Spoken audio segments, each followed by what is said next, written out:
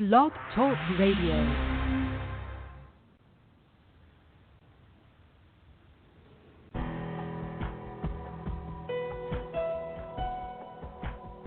Welcome to our program on Kardec Radio. And now, here's our host, Dr. Vanessa Anceloni. Yes, dear listener, it's the last day of the year. 2016 is closing its chapter. Are you ready? Are you ready for the new year? This new year transition is not a fictitious thing. If you talk to astronomers, they're going to tell us, reminding us that it's an actual event. The Earth completes this round around the sun, and a new cycle begins. Psychologically, spiritually, there is also an impact on us, and also an opportunity for us to begin anew. After all, Emmanuel in the Living Spring book talks to us about the pathway to perfection being through inner renewal. And the program today is the most special because many people around the world at this very moment of the transition to a new year, they want the year to be new with old habits. One of them being the anesthetization of their senses through drinking, drugs, legal and illegal, and they want a new year. How can that be possible? So we're going to help us understand the Spiritist view on social drinking and alcoholism. We have a dear friend with us here once again at Kardec Radio, Julio Carvalho. Julio Carvalho lives in Newark, New Jersey. He co-founded the Divine Light Spiritist Center, a beautiful, beautiful location of love and real divine light, where friends are devoted to making the community feel the joy of the Christ consciousness. And also Julio, he has been working throughout the United States and the world, spreading this good news in different languages. He gives talks on Spiritism in English, in Spanish, in Portuguese, and he also helps assist people who are in nursing homes with the loving team of the Center Divine Light. They go every Sunday to nursing homes and spread joy because, after all, life is about joy. We think that being correct, upright, righteous is about being serious. No. The master of all masters, our Christ Jesus, he brought to us the good news that we should rejoice for living, for being a child of God. And if you think life is too hard, Mentor Joseph woke us up, and he said, Vanessa, remember that these moments are passing, whether joyous or very challenging, and sooner than we imagine, everything is going to change. So cherish, be mindful of each and every person, of each and everything, so you can be in attunement with the loving guides of the earth, and especially the governor of the earth, the loving Jesus Christ. Julio Carvalho professionally has been working as a counselor in the New Jersey jail, and he has come across lots of true stories of brothers and sisters of ours who have incurred in mistakes, because we do too. They are not the only ones. We all incurring mistakes, but he knows about the fact that alcoholism can really drive us to very, very tragic and difficult moments. He has a lot to share with us. The Spiritist message, aligned with his own experience, can share with us good insight so we can turn this new year turn into the new year in the right mindset and with an open heart. To kickstart the program, we're going to stream to you a beautiful message, a message of joy, and hope, because all of the Spiritist messages are of hope. But this specifically is for the new year, okay? Carlos Diaz and I put it together many years ago for Kardec Radio, and here it is back again. It's New Year Letter by Emmanuel through the medium Chico Xavier. Let us set the tone for the program. Soon after this message, Julio Carvalho is going to enlighten our minds and hearts with the message of joy.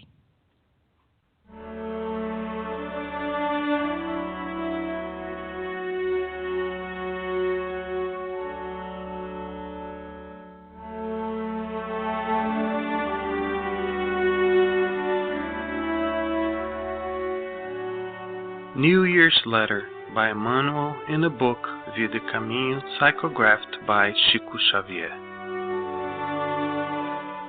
The new year is also an opportunity to learn, to work, and to serve. As a fatherly friend, time reincarnates in the body of the calendar, unveiling for us clear horizons required for our ascension. Remember that the year in return is a new day calling you to fulfill old promises that you have not yet had the courage to actually fulfill. If you have enemies, make the hour reborn your path of reconciliation. If you were offended, forgive so that love may enlighten your road ahead. If you rest too much, pick up the plow of your obligations and courageously plant the good for the harvest to come. If sadness visits you, forget it and seek for the serene joy of conscience in the duty well done. New year, new day. Smile to those who hurt you and look for harmony with those who have not understood you until now. Remember, there is more ignorance than malice surrounding your destiny. Do not curse or condemn. Help by sparking some light at those who pass by your side in the restlessness of darkness. Do not either get discouraged or lose faith. Cultivate the good cheer with those who come your way and are dominated by the coldness of disenchantment or indifference. Do not forget that Jesus never despairs with us. As if hidden by our side, He patiently and kindly repeats to us over and over. Love and help always. Reach out to the others supporting yourself, because if the day comes back tomorrow, I'll be with you waiting for the sweet joy of the open doors of your heart.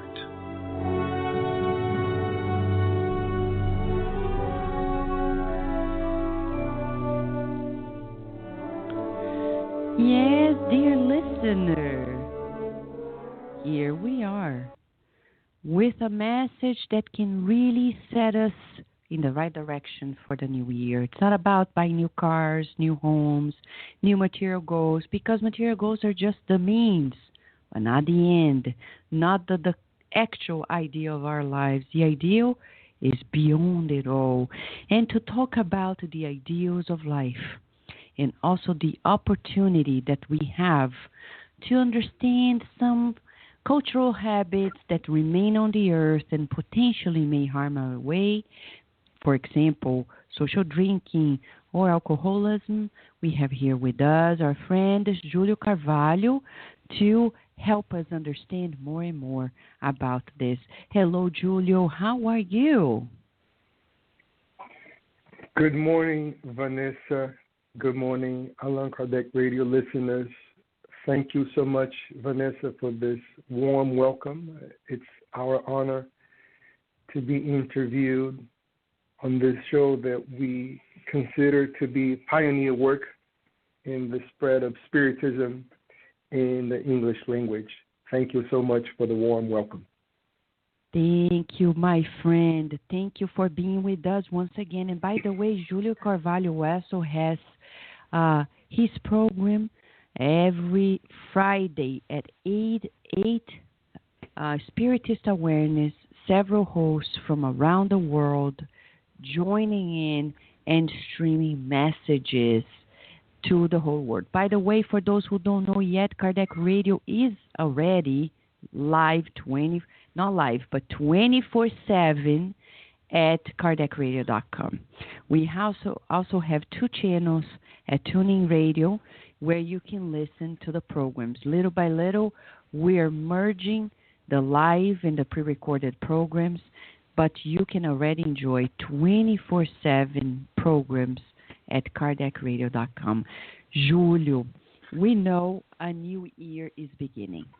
Many people, as we mentioned in the introduction, they talk about this beginning of a new year as something that doesn't necessarily mean a new beginning. Would you like to share with us the Spiritist take on the opportunity that lies in a new year, please? Dear Vanessa, unfortunately, the majority of people at the end of this year will be judging the quality, the outcome of this year by the amount of money that they have or don't have on their bank account. What that means, if someone started the year 2016 with debt and now they have more money on their bank account, they would say to themselves, I had a positive year. If they started the year with money on the bank account and now they ended up with debts, they would say, I had a lousy year. Now, they are summing up their entire life experience, 12 months, 364.25 days, on material possession. And that is the biggest myth that we live by, because our lives are made of different aspects.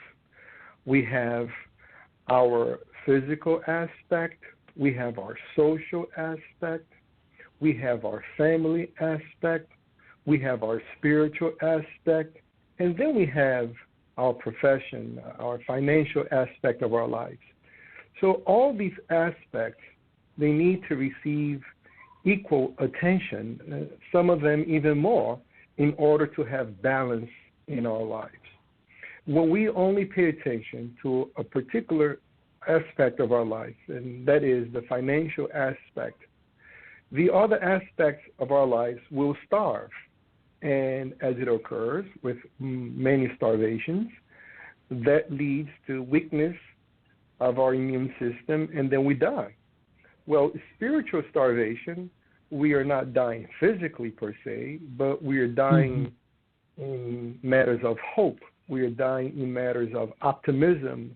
We are dying in many different ways that eventually will also lead to physical death. So it would be so wise if people would reconsider the outcome of the year 2016, not so much by measuring their material possessions, but rather how their lives are balanced in general. When it comes, for example, about suicide rates, if money would really guarantee happiness, what would that mean is that being poor would also guarantee being miserable, being sad. And the epitome of feeling sad and miserable is to commit suicide, because the pain is so intense that you want to get rid of it in any way that you can. And so therefore, we should find high rates of suicide amongst poor people.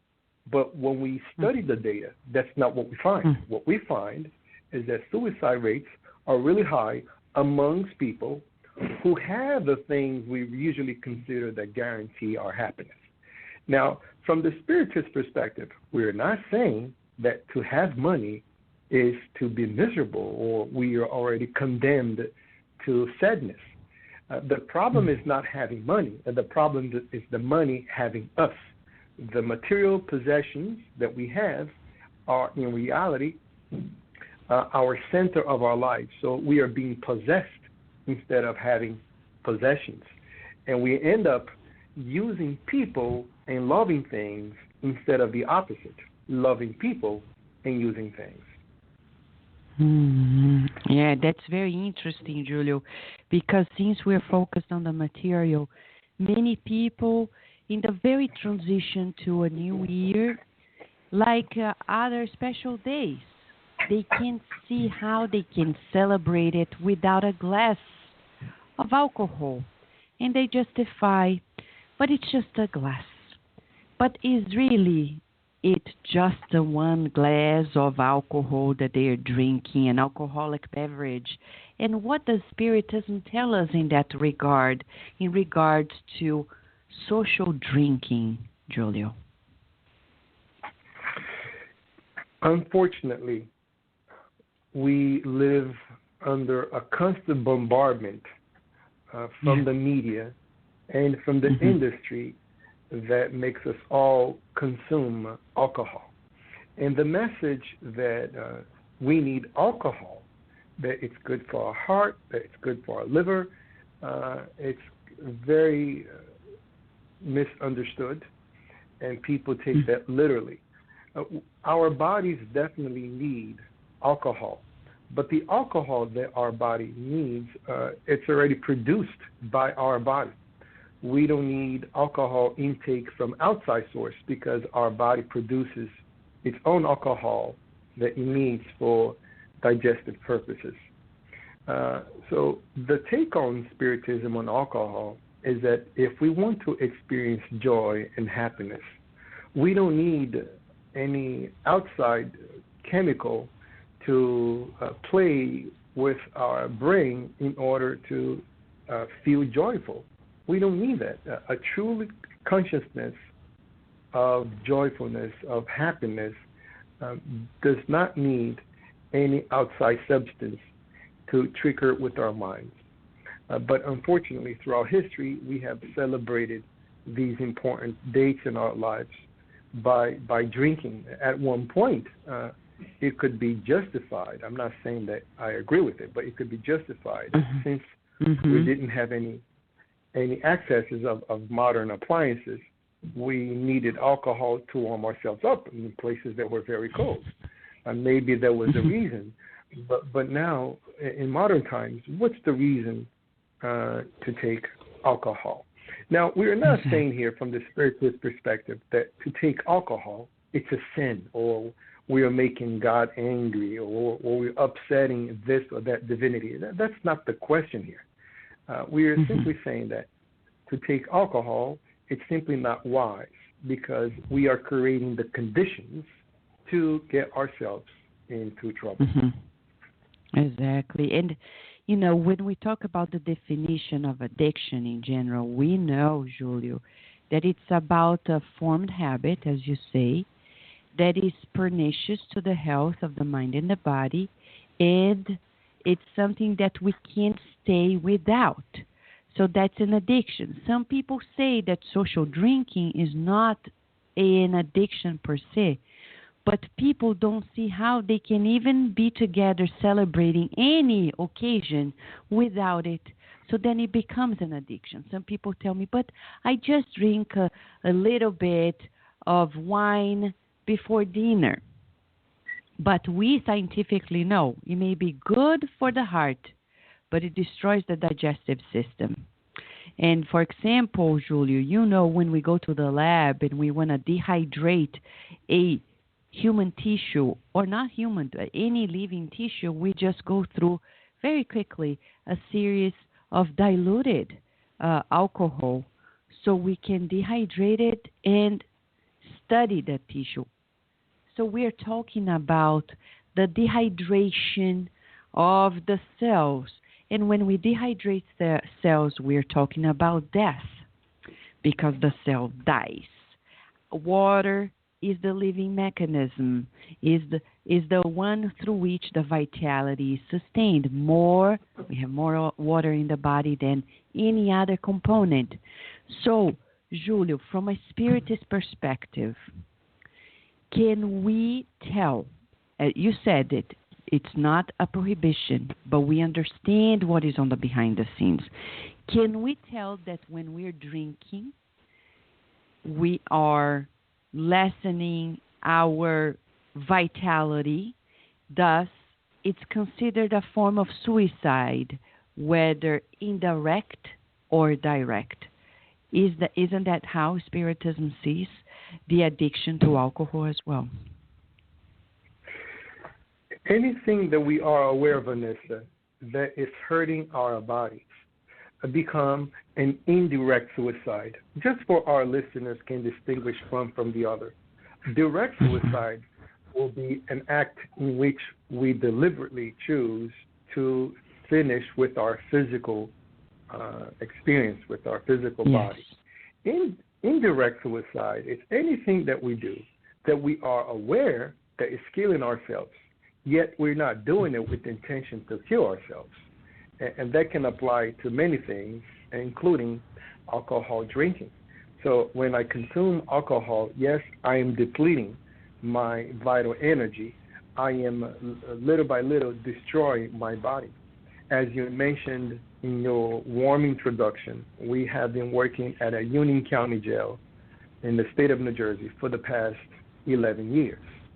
And from time to time, I get clients which will complain and that their liver are killing them. So they literally sit in front of me and say, can you help the doctor, tell the doctor to prescribe anything because my liver is killing me.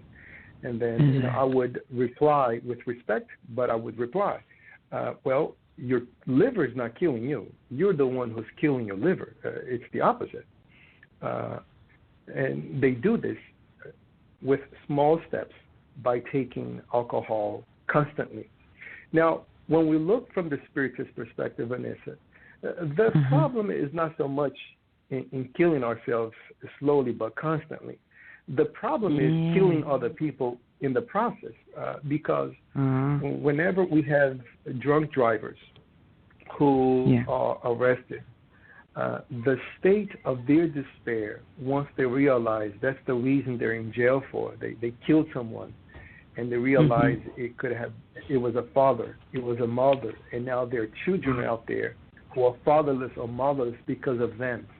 Their state of despair, it's so intense that we have to place them on a special gown called anti-suicidal gown. Other people call it the turtle suit because this is a special suit in which you cannot rip it apart. It's very tough, very strong to prevent the individual from ripping it out its own neck and killing themselves. So we have to place the individual in a special cell by themselves under close watch status with no bed, no linen, anything except this suit. And the reason being is because once they sober up and their problems from yesterday are still there, but now multiplied by 1,000-fold because they realize they killed someone, they start screaming from the top of their lungs. They don't know what to do with themselves, and hence they want to kill themselves. So we have to put them on this protective suit. And the reason that is, it's because the guilt, the agony, is so intense that it's very hard for them to live with themselves. So one thing is to kill themselves slowly but constantly. The other is to kill people abruptly and are not even reminding of what they have done last night. Wow, you're so right. It's about our impact on the social component. And as Joana de Angelis, she wrote a specific chapter about alcoholism in the book After the Storm, which people can also find they can Google it, After the Storm by Joana de Angelis, and it's on PDF while the publisher provides its latest edition. But here she has her own statement: do not use special occasions such as celebrations, festivities, or parties, etc., as a pretext to initiate yourself into a vice. The ocean is made up of drops of water, and the broad beaches of individual grains of sand. It's very interesting because also in the book Nosso Lar, Our Home, by the spirit André Luiz through Chico Xavier, Julio, we've got to know that he incurred in this, what we call indirect suicide, through also not only social drinking. And he learned in the afterlife that social drinking can be very detrimental to our physical vitality and also to the social connections. What happens spiritually, Julio, when people are drinking in terms of their connections with our other spiritual minds? Are they alone at all? Vanessa, allow me to add more comments in your last remark. When you said that some people, they drink socially little by little and they don't realize that they actually create an addiction for themselves. The Surgeon General of the United States government, 2 weeks after the election, released a report on heroin addiction. And the reason this report was released, it's because it's a calamity. Never in the history of the U.S. so many people have died from heroin overdose. It's estimated that this year, 2016, we'll have the outstanding number of 52,000 people. 52,000 people who overdosed on heroin. And this all stems from the fact of medication abuse and the constant bombardment of media telling us that we should take this or that medication for pain, which leads to an addiction. And once they are addicted to the medication, it's cheaper to consume heroin, hence the calamity that we find ourselves in. Now, the interesting point that the Surgeon General mentioned in his report is that heroin abuse or medication abuse, it starts with more accepted habits like drinking alcohol. And the biggest challenge with alcohol is that because it's legal, it gives us the connotation that it's also moral, that it's also right. You know, something can be legal from the law point of view, but it's still not the correct thing to do. You know, right now we have bombardments of propaganda against cigarette smoking. Now, why is that? Why have we changed the way we deal with cigarettes in the U.S.? Well, that's because the government realized that they were spending more tax money on dealing with the consequences of cigarette smoking than from the money being collected from the tax being sold by cigarette companies. So the math didn't net up. So hence, you know, they increased the cigarette price. They prohibited advertisement where there is association of cartoons and cigarettes, you know, which gave children the message that this is the right thing to do. So all these measures were taken to prevent cigarette smoking. Now, with alcohol, the numbers are getting up every year. The day with most alcohol consumption, unfortunately, is Thanksgiving, and that is a very big contradiction because we're supposed to give thanks on that day, you know, even give thanks to our body, give thanks to our family. And how do we do it? We do it by poisoning our body. It doesn't make any sense. And so in the year 2014, we had 9,967 people being killed with alcohol-impaired driving crashes. And many children were killed. Innocent people, they are not even dealing with alcohol at all. They are getting the consequences of that. So I don't know if our numbers need to go up and we get to such an extent as a people that we see how harmful alcohol drinking has become, that we do something about it as well, as we taking measurements with cigarettes, as we trying to take measurements with drug abuse. Now, when it comes to the Spiritist perspective of what happens when someone is drinking, We Spiritists, we know that death is nothing but a transition from a physical experience into a spiritual one. Our consciousness, our spirit goes on. We continue to live, and there's no major change within our personality. So if I died and I was not only physically addicted to alcohol, but also psychologically addicted to alcohol, when I die, all what happens is that I am destroying the body. The machine that I use to consume alcohol is gone, but not the addiction. I still have the addiction within me. I still want to drink alcohol, but I don't have the vehicle to use alcohol. So what's my solution? I, as a spirit, I will approach myself to someone who is drinking. And as that individual is drinking, I will be absorbing the alcohol through his body. So the implications of that is that anyone who drinks, they never drink by themselves. They always have spiritual companies who are inciting them to drink more and more.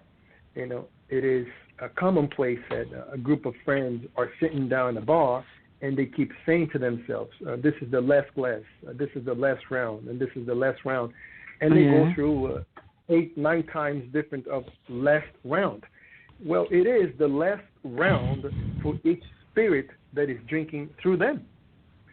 And the consequence is that anyone who has an alcohol addiction, it's very hard for them to stop the addiction because they're not drinking by themselves.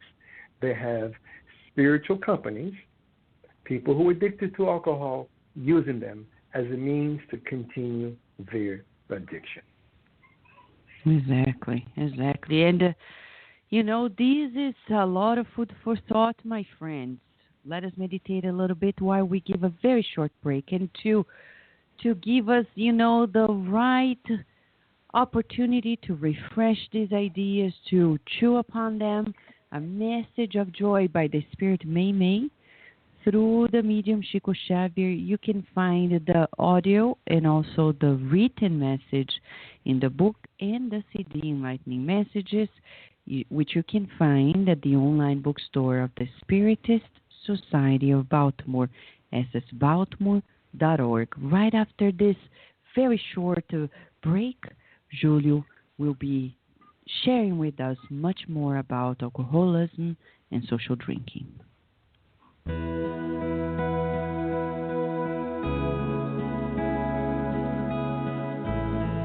Joy.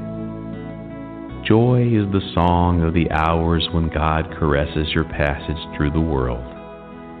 Everywhere flowers bloom as smiles of nature, and the wind combs the field's hair with resting music.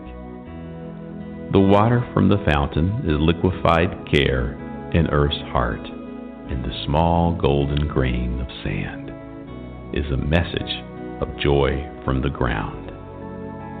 Do not allow, therefore, that your difficulty transforms itself into numbing sadness for others, even if everything appears to conspire against the happiness that you await. Lift your eyes to the smiling face of life that envelops you, and bolster joy wherever you go. Bless and serve always, even among tears. The rose, although subjugated by thorns, still offers its perfume, and sunrise awaits generously for the night to finish in order to renew itself. Daily, in a party of love and light.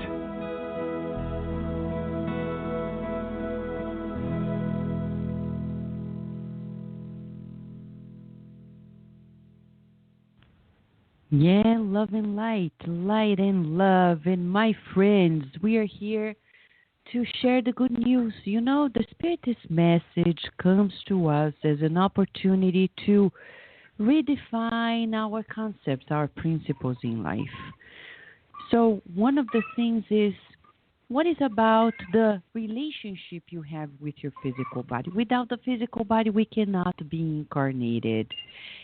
The physical temple is the first and most important asset, and actually the first and the last that we need to take care of in an incarnation, thanks to the trillions of cells, and more than trillions, of course, that we have. We are given an opportunity to be in the school of an incarnation. And you know that when we are incarnated, we have the opportunity to learn something new, to fulfill our unique role in God's universe, and also redress, when we reincarnate, redress mistakes of the past. So the question for us here is, what do we do when we're beginning a new year, a new day, a new opportunity in life? Some people are given promotions at work, and the first thing they do is open a bottle of alcoholic beverage.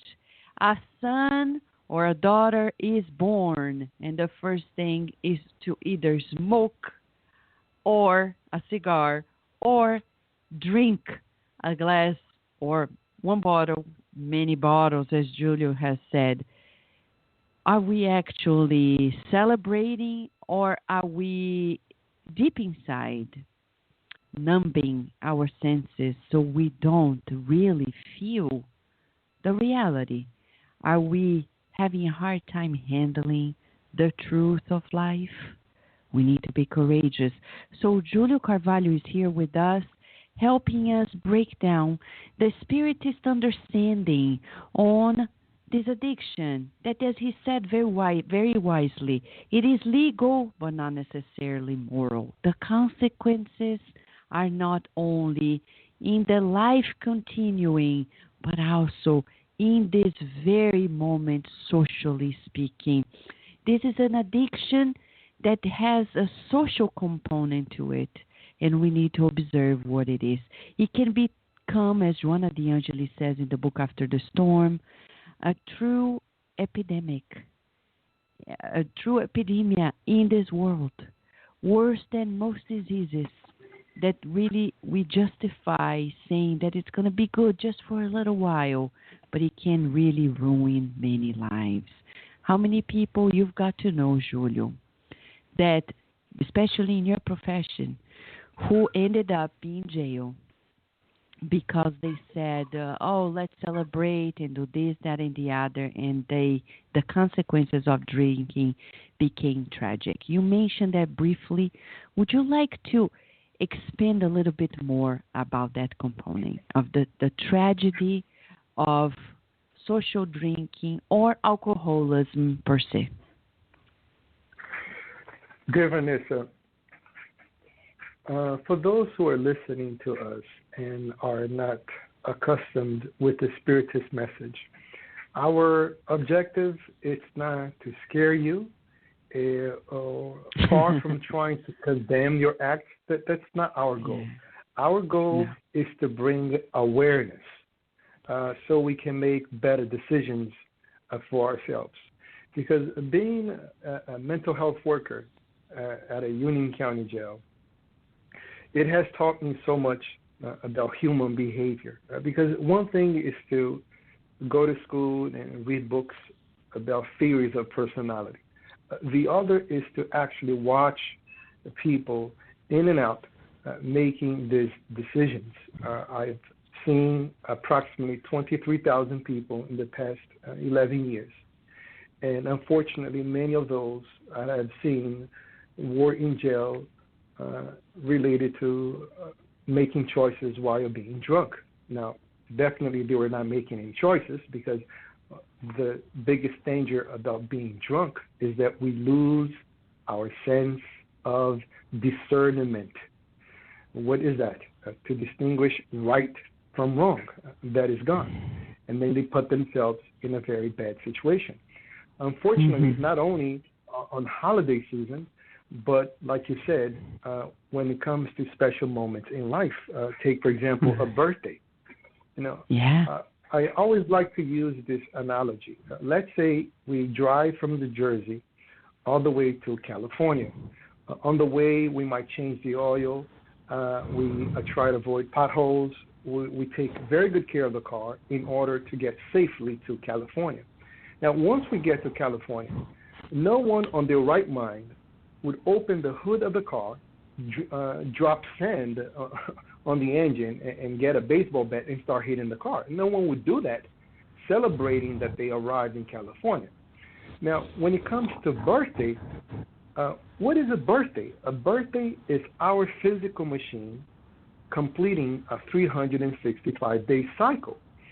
Now, so the least that we could do is to hurt the machine. We need to be thankful to the machine that allow us to get this far.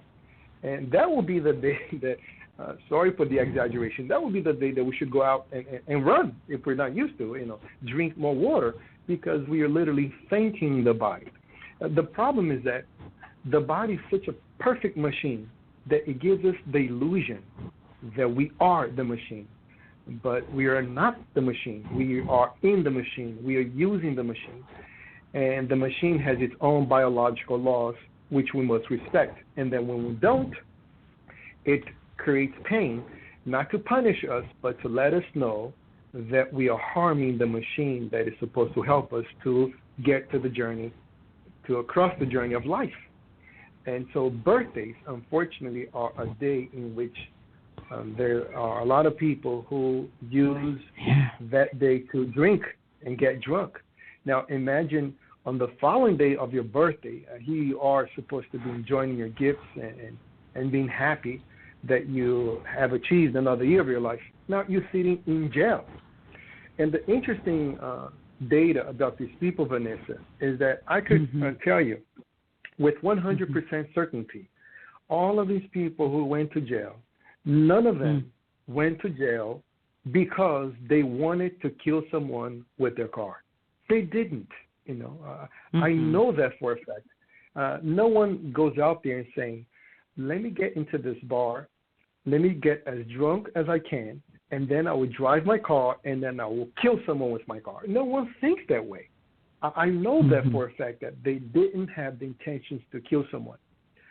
But before being drunk, before starting drinking, they made a conscious choice of starting to drink. And when they did that, they created the conditions to kill someone.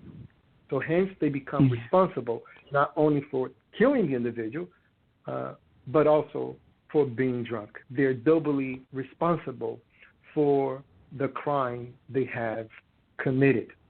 Now, people, they don't get this concept of creating the conditions, If I want to be a basketball player, what are the conditions I have to create for myself? Well, I have to be in court. I have to get a basketball ball, and I have to shoot the ball as many times as I can. I have to read books about it, watch movies.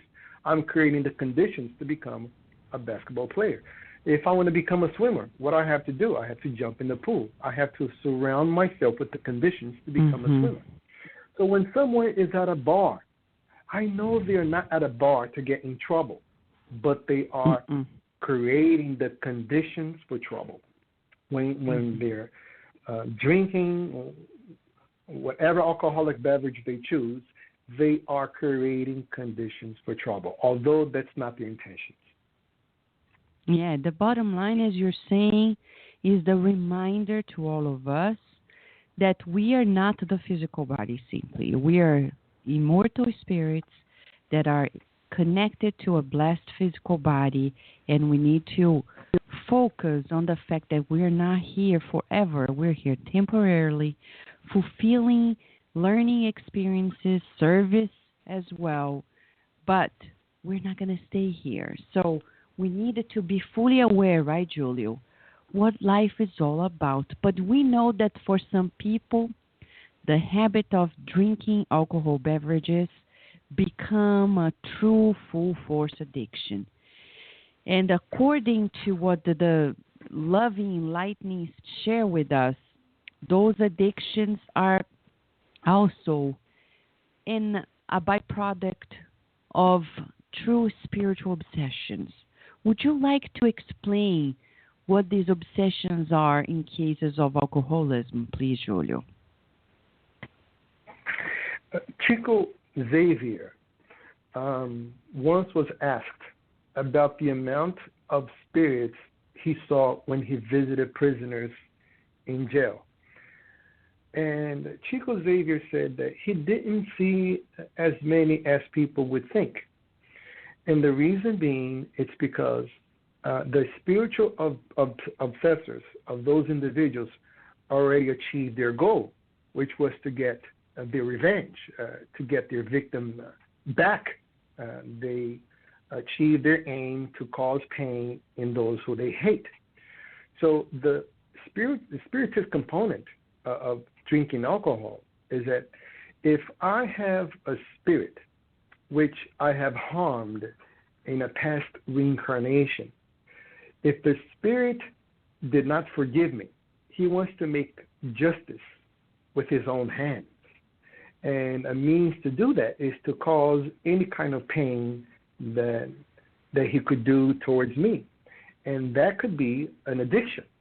So he will incite me to start drinking socially or occasionally, and until it gets to a point that I become dependent, and then I eventually kill someone.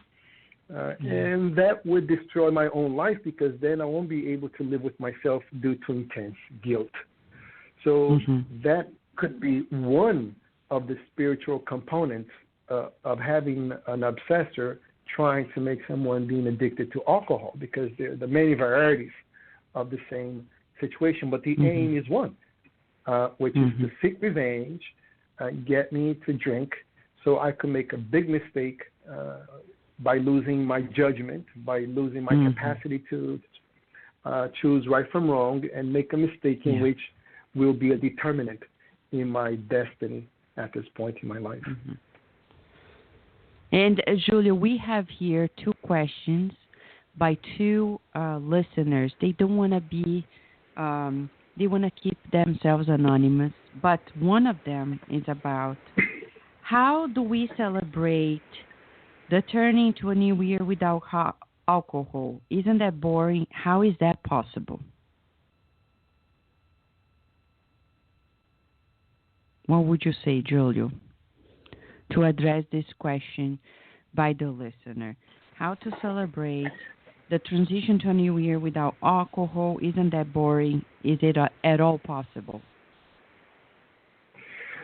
If one needs an outside chemical to become joyful, there is definitely something wrong with that picture.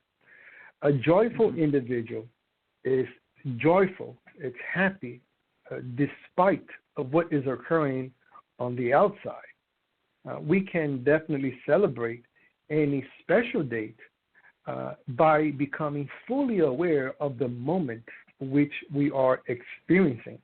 Most people who are drinking to celebrate, they are not even in the moment. You know, so many of them, they say, let's have a healthy and prosperous new year. Now, when I say let's have a healthy, I wish you a healthy new year, and at the same time, I'm doing something completely the opposite, which is drinking, I could be saying something with my mouth, yet my behavior says something completely different. You know, there are even people who pray, you know, God, give me health, and yet they're smoking, they're overeating, they're saying with their mouth one thing, yet their behavior completely different. We have heard from Christ the teachings that when we ask, we shall receive. Most people believe that we ask through our mouth or through our words, but in reality, we ask through our actions. So if I am smoking, what is it that I'm really asking for? Is it for health? No, I'm asking for cancer, and I shall get it. When I overeat, you know, when I drink, what is it that I'm asking for? I'm asking for trouble. I'm asking for problems, unnecessary problems, and I shall get them because it's what I'm asking for with my behavior.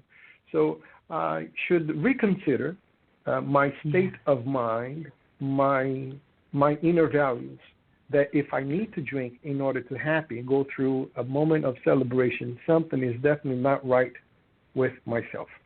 And for those of you who already have developed the Spiritist consciousness and to continue to drink, once again, our aim is not to condemn, it's not to scare anyone, but to bring awareness.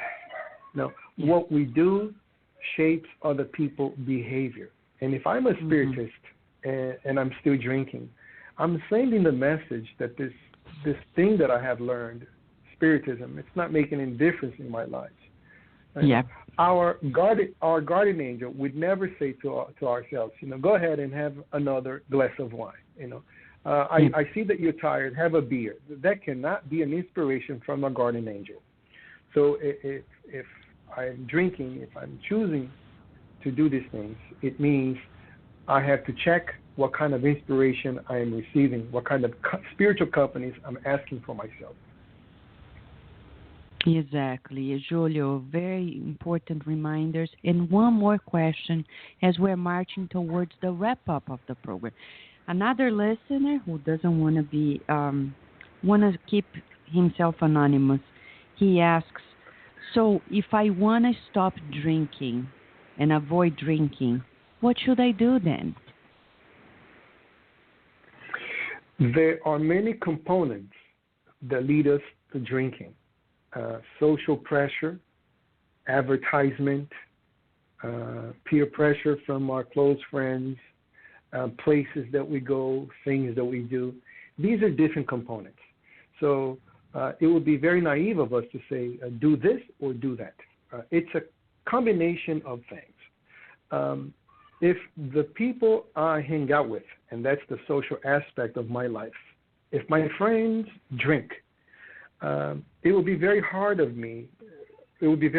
me to stop drinking if I keep the same friends, because that peer pressure slowly but constantly and mostly unconsciously will incite me to drink again. So I have to choose better friends. If I go to bars, there are restaurants that also have bars. Some places are family places, other places they're there for the purpose to sell alcohol. If those are the places I go to, I am surrounding myself with alcohol. Even beer commercials. The commercials are created by psychologists, very intelligent people who know our immediate needs. And a 30-second commercial, they will have so many cues that will incite us to crave the alcohol. So if I'm someone who has problem with alcohol, and if I see the commercial coming up, I would change the channel. I would not go to the same places I used to. I would not hang out with the same people. I have to substitute anything that is related to alcohol with something that is equally positive. I have to change my friends, change the places I go to, and change the things that I do. Some people, while they're drinking, they listen to a certain type of music. And as a result, their brains associate alcohol with that kind of music. And what that means, even if they stop drinking alcohol, whenever they listen to that same kind of music, they want to drink as well because the brain made that connection. So for a while that I'm trying to conquer this addiction, I wouldn't listen to that style of music. If I have to do all these sacrifices to get myself better, I will make better choices in order to overcome the addiction, because the price of not making these sacrifices is that I will continue to create the conditions to get myself in trouble. And I hope, dear listener, that you don't wait for some of the clients that I have to deal with in the past 11 years, that you will realize that you have to stop drinking once you are in jail, behind bars, and you're crying and asking yourself the question, why was I so stupid? Why was I so ignorant to do this with my life, with my family? Yes. Some of the greatest pain from the people who are in jail, it's not so much what they have caused to themselves particularly, but it's not the pain that even the alive relatives will have to go through. The wife visiting him in jail. He would stop meeting with his children because it's very painful for children to see a father through a glass in the jail system. They would not attend the children's concert. They will miss so much, and all because of what? Because of alcohol? Because a moment of celebration that we needed to get drunk and not even notice what's occurring around us? There is so much that we can experience joy from. We can experience joy from recognizing all the things that we have in our lives and not pay attention so much to what is missing. Because once we do that, we will see that we have all that we need for our spiritual growth. Yeah, exactly. Beautiful, Julio. And we are here wrapping up the program now, and Joana de Angelis, she says at the end of this message in the book After the Storm, immunize yourself against this idea that says it's for today only. When led to make a detrimental commitment, do not rationalize by saying just a little. For one venomous bite, although a tiny dose, is enough to produce instantaneous death. If happiness is your lot, enjoy it by keeping a sound mind. If visited by suffering, face it in abstinence and strength. Never let yourself into an addiction in the assumption that you can rid yourself of it at will. For if the addicted could exert their will, they would not have been under such terrible domination. And she says, turn yourself to prayer, meditate deeply, and you absorb precious resources to overcome any situation, no matter what its nature might be. Julio, would like to kindly ask you, as we are wrapping up the program today, your final message, your final comment, especially for those who are listening to us and are really struggling with the addiction of alcohol, either by social drinking or alcoholism full force. What would you like to share with them as your final consoling message inspired by Spiritism? That coincidence does not exist. If you're listening to this program, there is the possibility that your guardian angel, those who love you, those who are trying to help you change your life, have found this way to get the message to you. So listen carefully, because life, God, is trying to tell you, please consider your own ways.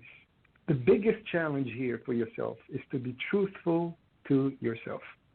Anyone who has an addiction, the hardest challenge to overcome is to admit to themselves that they have a problem, that they are trying constantly to lie to themselves about their own addiction. So have the courage, have the strength to be truthful to yourself that you are creating the conditions for pain, for misery. And I know for a fact that no one enjoys misery unless they have a mental illness. You are looking for happiness, you're searching for peace, and you will not find in alcohol. It's not trying to immobilize our senses that we'll seek, that we'll find happiness. Happiness is a byproduct of what you do. And if you experience misery, that is the byproduct of your own choices. I hope that you listen to this program and listen to other programs as well that speaks to your soul. And at night, create the connection with your guardian angel. Create the connection with God by praying and asking for the strength to overcome your weakness. Ask for courage. Ask for wisdom to make better choices. And then do your part, because God will only do for you when you are doing it for yourself. Thank you so much, Julio, for taking your time from your family and your commitments, innumerous commitments, to be here with us. Thank you for everything you have been doing, sharing the good news A big hug and Happy New Year, my friend. Thank you. Thank you so much, Allan Kardec Radio listeners. Thank you, Vanessa, for the invitation. It was an honor for me. Happy New Year to everyone. Thank you. So, dear friends, here we are. It's about, as our friend here saying, do your part. Saying, I love that. Thank you so much, friend, who is writing right here at the chat room of Kardec Radio. And we're very grateful for these very lucid comments and explanations that Julio Carvalho shared with us. If you are in the Newark, New Jersey area, why don't you stop by? They have a beautiful schedule and several activities, okay? Several activities. And I'm just getting here, Spiritist Center, so I can give you the right address, scdivinelight.org. This is the English-speaking site, SC Spiritist Center, right? divinelight.org. They have there the schedule of their activities, so you can join them. Even if you're passing by, why not stopping by at those very moments that they are doing their services. For now, this is the last program of Kardec Radio. Yes, it's been almost 6 years. In the year 2017, we're celebrating 6 years of Kardec Radio nonstop. We haven't missed a week, but now we have programs 7 days a week and actually transmitting, broadcasting since a few weeks ago, 24 hours of programs to you. Just go to kardecradio.com. If you want, you can also tune in with us at the TuneIn app. Go to your Google Store or your Apple Store and you can download your app, TuneIn Radio. We have 2 channels there. Just type in Kardec Radio and we are there.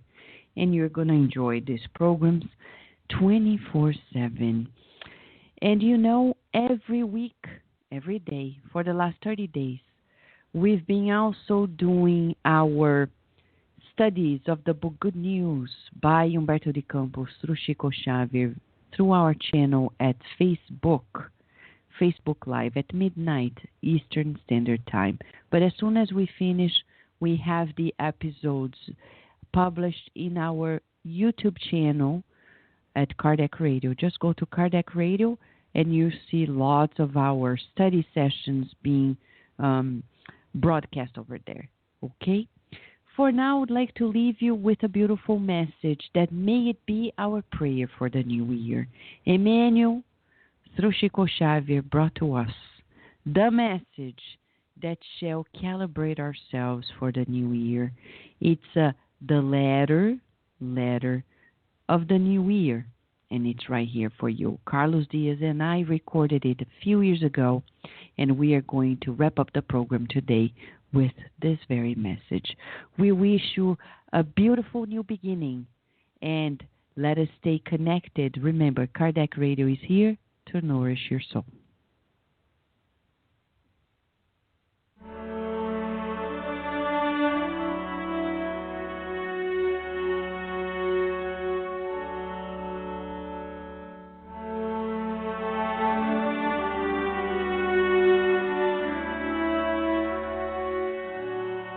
New Year's Letter by Emmanuel in the book Vida e Caminho, psychographed by Chico Xavier. The new year is also an opportunity to learn, to work, and to serve. As a fatherly friend, time reincarnates in the body of the calendar, unveiling for us clearer horizons required for our ascension. Remember that the year in return is a new day calling you to fulfill old promises that you have not yet had the courage to actually fulfill. If you have enemies, make the hour reborn your path of reconciliation. If you were offended, forgive so that love may enlighten your road ahead. If you rest too much, pick up the plow of your obligations and courageously plant the good for the harvest to come. If sadness visits you, forget it and seek for the serene joy of conscience in the duty well done. New year, new day. Smile to those who hurt you and look for harmony with those who have not understood you until now. Remember, there is more ignorance than malice surrounding your destiny. Do not curse or condemn. Help by sparking some light at those who pass by your side in the restlessness of darkness.